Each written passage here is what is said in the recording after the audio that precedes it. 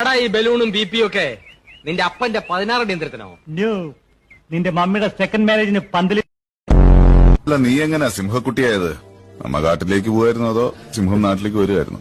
കാട്ടിലേക്കായാലും നാട്ടിലേക്കായാലും ഉണ്ടായ സിംഹക്കുട്ടിയല്ലേ. അല്ല, ഇവനെ പോലെ വീട്ടിലെ വളർത്തു പട്ടിക്കുണ്ടായതല്ലോ. നല്ല ബഹുമാനമുള്ള പയ്യനാ.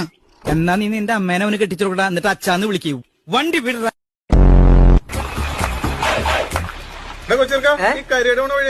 അവിടെ നേരെ പോയതാ. അപ്പൊ വളമൊക്കെ നിന്റെ അപ്പം വന്ന് വിളക്കോ? ചേട്ടോ,